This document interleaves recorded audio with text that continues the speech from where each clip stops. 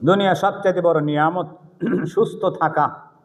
আল্লাহ আমাদেরকে সুস্থ রেখে দুনিয়ার সর্বশ্রেষ্ঠ কাজ আল্লাহ পাকের বিধান জুবান নামাজ আদায়ের লক্ষ্যে আল্লাহ পাকের ঘরে মসজিদে পৃথিবীর সর্বশ্রেষ্ঠ উৎকৃষ্ট জায়গাতে কোরআন হাদিসের কিছু আলোচনা শোনার জন্য, জুমার নামাজ আদায় করার জন্য আল্লাহ আমাদেরকে কবুল করেছেন, তৌফিক দান করেছেন। সেই জন্যে রব্বে মাজিদের দরবারে আমরা সকলে খুশি হইয়া শুকর আদায় করি। সকলে বলি আলহামদুলিল্লাহ। ভাই, এই দুনিয়াটা আখেরাত কামাই করার জায়গা। আমার পুরা জিন্দিগি আখেরাত কামাই করা। এই জন্যে এই দুনিয়ার হায়াতের জিন্দিগি বড় দামি জিন্দিগি। দুনিয়ার প্রত্যেকটা মুসলমানের প্রত্যেকটা কর্ম, প্রত্যেকটা কাজ সেটা যেন পরকালের জন্য হয়, পরকালের কামাই হয়।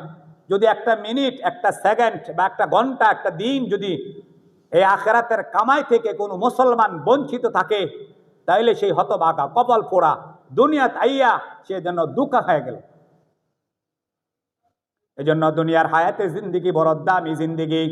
এই জিন্দিগি যদি আমার আপনার জীবন থেকে চলে যায়, তাহলে হাজার কোটি চেষ্টা করার পরেও, হাজারো বার যদি আমি চেষ্টা করি, সারা দুনিয়ার কুশাকার দিয়েও যদি আমি চেষ্টা করি, দুনিয়ার এই হায়াতের জিন্দিগি আর আমার জীবনে আর ফিরে আসবে না।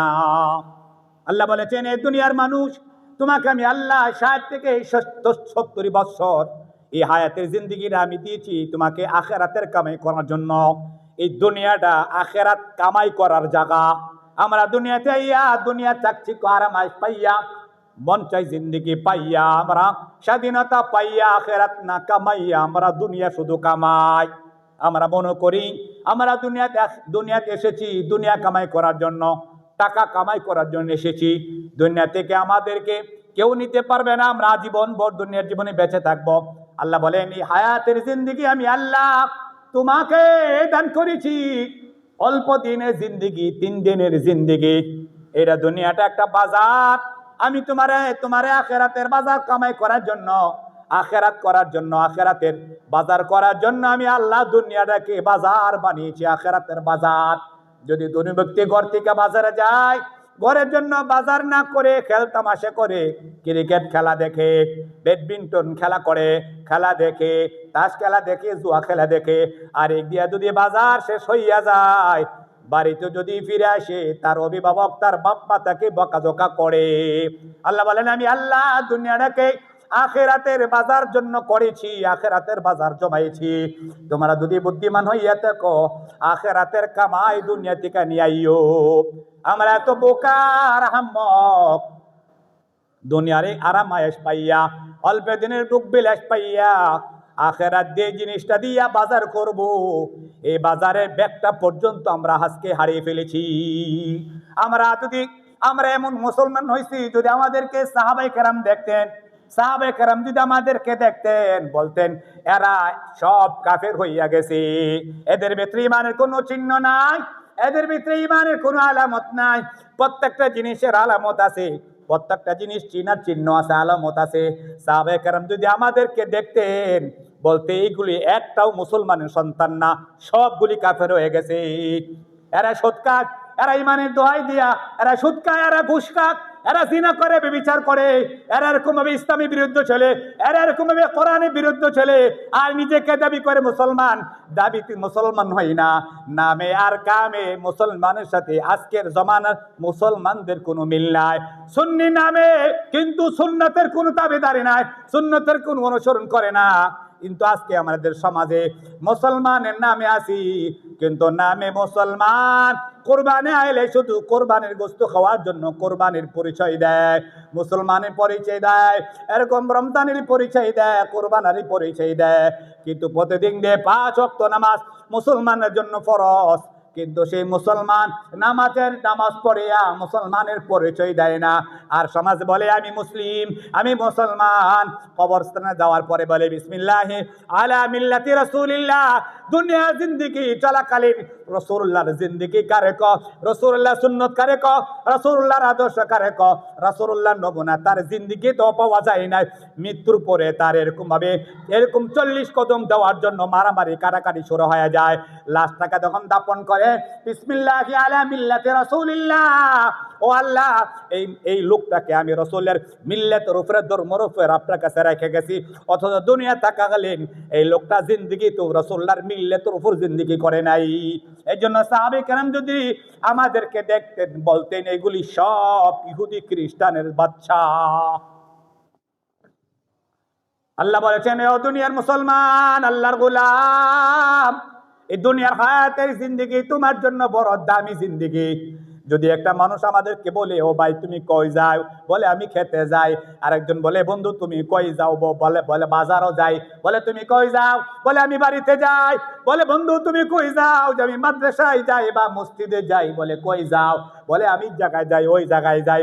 আল্লাহর নবী বলেছেন, ও দুনিয়ার মুসলমান, আল্লাহর গোলাম, নবীর উম্মত, আল্লাহর নবী বলেন, ও দুনিয়ার মুসলমান, তুমি তো কোনো দিকে যাও না, তুমি তো বাজারের দিকে যাও না, তুমি তো ঘরে যাও না, তুমি তো মসজিদে যাও না, তুমি তো কবরের দিকে রওনা দিয়েছো।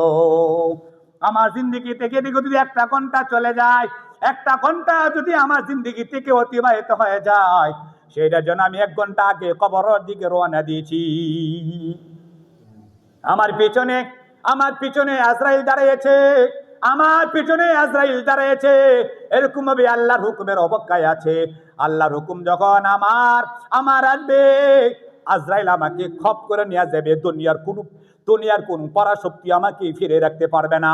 আমার জানটাকে, আমার জীবনটাকে আজরাইল খপ করে নিয়ে যাবে। এজন্য আল্লাহর হুকুমের অপেক্ষায় আজরাইল আমার পিছনে পিছনে ফিরে, আমার পিছনে পিছনে ঘুরতেছি। একটা মানুষের যখন ফাঁসির হুকুমের ফাঁসির আদেশ হয়, এই লোকটাকে যদি বলে যে তোমার ফাঁসি হবে, তাকে যদি বলা হয় তোমার যে কোনো দিন তোমার ফাঁসি হয়ে যেতে পারে, ওই লোকটার সামনে যদি দুনিয়ার গাড়ি দেয়, দুনিয়ার বাড়ি দেয়, সুন্দর একটা নারী দেয়, সুন্দর খাবার দেয়, ওই লোকটা বলবে আমার না জেনে কোন সময় ফাঁসি হইয়া যায়, আমি দুনিয়ার বাড়ি দিয়া কি করব, আমি গাড়ি দিয়া কি করব, সুন্দর নারী দিয়া কি করব, দুনিয়ার আমি অনেক টাকা দিয়ে আমি কি করব, আমার তো যে কোনো মুহূর্তে আমার ফাঁসি হইয়া যাইতে পারে। ওই ব্যক্তির দুনিয়ার লোভ লালসার পরে তার কোনো কি থাকে না, খেয়াল থাকে না। তার খেয়াল থাকে আমার জানে কোন সময় আমার ফাঁসির আদেশ হয়, আমাকে যেন কোন সময় আমাকে ফাঁসি দেয়া দেয়। এই গাড়ি বাড়ির প্রতি তার কোনো নজর থাকে না। আল্লাহ বলেন, ও দুনিয়ার মানুষ, তুমি বলে ওই লোকটার ফাঁসি হয়ে যাবে, কিন্তু তুমি জানো তোমার পিছনে যে আজরাইল দাঁড়ানো আছে, আল্লাহ পাকের হুকুমের আশায় যখন বাদশাহ হুকুম করবে লোকটাকে রাতের 12টার সময় ফাঁসি দিয়া দাও, এই লোকটা পর্যন্ত জানি না আমার পিছনে আজরাইল দাঁড়াই আছে। আমি কিন্তু জানি না, আমি কিন্তু মনে করতেছি দুনিয়া আমার টাকার প্রয়োজন, আমার গাড়ির প্রয়োজন, আমার বাড়ির প্রয়োজন, আমার সুন্দর নারী প্রয়োজন। আল্লাহ পাক রব্বুল আলামিন বলেন, ও দুনিয়ার মানুষ, তোমার পিছনে ফাঁসির আদেশ হইয়া রয়েছে, তুমি তো জানো না যখন আমার আদেশ হবে সাথে সাথে তোমাকে আজরাইল নিয়ে আসবে। আর মানুষ কি কয়, আল্লাযী জামাআ মালাও ওয়া আদ্দাদা। মানুষ দুনিয়া জীবনে টাকা কামা জমা করে আর গনে। আল্লাযী জামাআ মালাও ওয়া আদ্দাদা, টাকাগুলি কামাইয়া জমা করে আর প্রতিদিন টাকাগুলি গণনা করে, আর সে কথা মনে করে ইয়াহসাবু আন্না মালাহু আখলাদা, এই টাকা আমার জীবনে সব, টাকা ছাড়া আমার জীবনে অচল, টাকা দিয়া সব চলে, টাকা দিয়া সব কিছু পাওয়া যায়। সেই টাকা গনে যে টাকা আমাকে বাঁচাই রাখবে, টাকা আমার জীবনে সব। টাকা যদি আমার থাকে তাহলে আমি অতি তাড়াতাড়ি মরবো না, আমার কখন মৃত্যু হবে আমি জানি না। এই জন্য সে টাকা কামায়, বাড়ি করে, গাড়ি করে, সে নারীর পেছনে টাকা ওড়ায়, অথচ তার পিছনে আজরাইল ঘুরতেছে, কখন যে তাকে খপ করে নিয়ে আসবে তার কিন্তু খবরও নেই। আল্লাহ বলেন, ও দুনিয়ার মানুষ, এই দুনিয়ার হায়াতের জিন্দেগি তোমার বড় দামি জিন্দেগি। এই জিন্দেগি যদি তুমি পাও, দুনিয়ার এক একটা সেকেন্ড, তুমি এক একটা মিনিটকে তুমি মূল্যায়ন করবা। যদি তোমার মালাকুল মউত যদি তোমার সামনে হাজির হইয়া যায়, 1 সেকেন্ডের জন্য তোমাকে সুযোগ দিবে না, বলে ভাই আমাকে একটু সুযোগ দেন, আমি গাড়ি বাড়ি যা কিছু আমি জমাইছি, পরিবারকে আমি একটু বুঝাই দে, আমার সন্তানকে আমি একটু বুঝাই দে, আমার পরিবারকে আমি একটু বুঝাই দে, আমার বিবির আমি দিয়ে দেই, আমার সন্তানকে আমি দিয়ে দেই, আমাকে একটু সময় দেন। আজরাইল বলেন, ও আল্লাহর বান্দা, নবীর উম্মত, তোমাকে একটা সেকেন্ডের জন্য আর ফুসরত দেওয়া হবে না, তোমাকে আর সুযোগ দেওয়া হবে না। আল্লাহ পাকের হুকুম এসেছে, তুমি যেই অবস্থায় আছো আমি আল্লাহ তোমাকে ওই অবস্থায় নিয়ে যাব।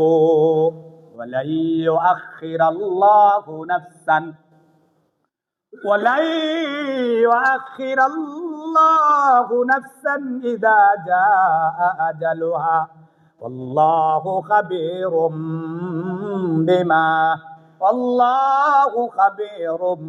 বিমা তা'মালুন।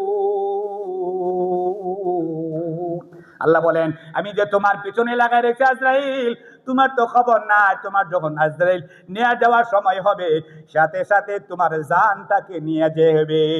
এজন্য আল্লাহ বলেন, দুনিয়ার হায়াতের জিন্দেগি আমি তোমাকে দান করেছি আখিরাতের কামাই করার জন্য। তুমি যদি আখিরাতকে সামনে রাখিয়া তুমি যদি তোমার জিন্দেগি আল্লাহর হুকুম রাসূলুল্লাহর তরিকা মতো চালাও, তাহলে তোমার হায়াতের জিন্দেগি বড় দামি হবে।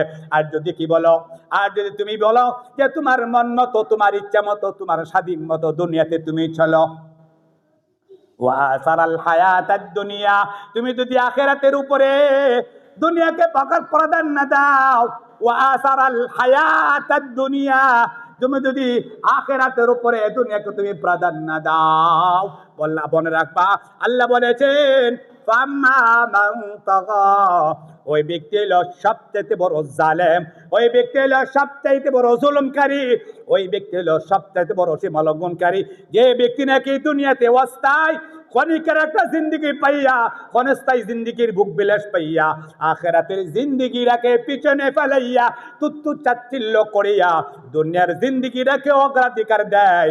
আল্লাহ বলেন ফাসারাল হায়াতাদ দুনিয়া ফাইন্নাল জাহিমা হিয়াল মাওয়া, যে ব্যক্তি নাকি দুনিয়া থেকে আখিরাতের কামাই করলো না, দুনিয়াকে অগ্রাধিকার মনে করলো, দুনিয়াতে হায়াতের জিন্দেগিটাকে খেলাধুলা করিয়া রং তামাশা করিয়া বিভিন্ন খেলার মধ্যে আড্ডা দিয়া গল্প গুজব করিয়া এরকম ভাবে তাস খেলিয়া জুয়া খেলিয়া টিভির সামনে বসিয়া মোবাইলের সামনে বসিয়া আমার জিন্দেগির হায়াতের দামি জিন্দেগিটাকে আমি শেষ করে দিলাম।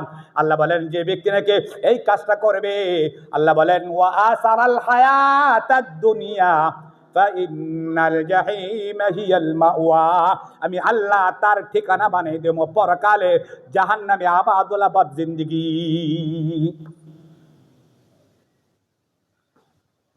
وآثر الحياة الدنيا فإن الجحيم هي المأوى وأما من خاف مقام ربه ونهى النفس عن الهوى فإن الجنة هي المأوى।